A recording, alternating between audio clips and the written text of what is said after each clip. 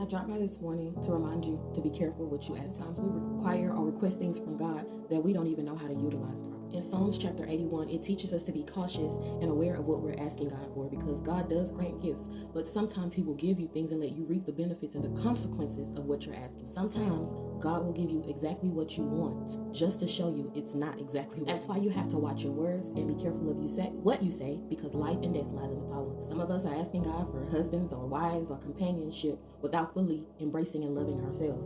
How are you going to give something that you don't need? We all want these aesthetically pleasing types of relationships until you up all night, your chest caved in, and your hair falling out. Some of us are asking God for new houses and new cars until it requires maintenance, and then it has to come out of your. Some of us are asking for new jobs and investment of our careers until it requires all of our time and our mental capacity. Someone may be even asking God to increase their faith until He puts you in a situation that requires you to exercise your faith.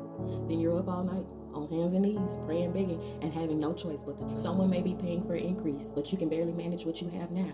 And the minute God gives you an inch, you are overstimulated. And someone may be even asking for deliverance until you realize it requires you to give up the things and the people that you love and to go through the wilderness by yourself. Now, don't get it confused. I'm not saying that we shouldn't ask God for things, but what I am saying is be very cautious and aware of what you're asking God for. We need to start learning and embracing when God says no the first time, and stop rebuking Him and calling Him the devil when things don't go your way, or God's no or not right now is His protection and redirection. Trust His timing and His decision. Instead of us being so quick to ask God for material possessions, we need to learn how to start asking God for things like guidance, peace, strength, direction. When I think about being cautious and aware of what to ask God for, or being careful of what you ask God for, I'm reminded of the story of Solomon.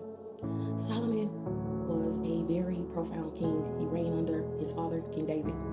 And he was put in a position where he understood himself. He understood that he still had youthfulness and that there was still some immaturity in him, though he possessed this royal position. So Solomon goes to Gideon to offer a sacrifice. And then he comes back and he has this dream. And in this dream, God tells him, whatever you ask, I'm going to give. And the expectation is normally for us to ask for those material things that we desire. But instead of him asking for riches or gold, he simply asked God for wisdom and discernment so that he could judge his people justly. And God was so pleased with his answer that He not only granted him wisdom, but He granted him riches and honor as well. But along with that came a test. There were two prostitutes that came with a dispute over a child. One of the children had died, and they were disputing that the living child had belonged to one of them.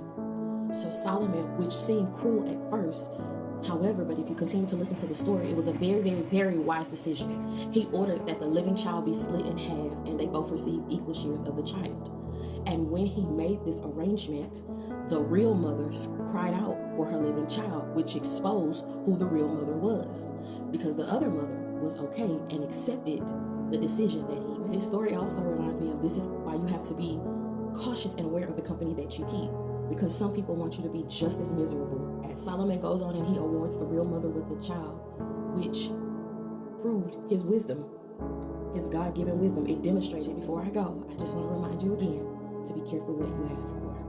If this short message helped you, please share it, like it, subscribe, and follow for more. Have a wonderful day. Bye.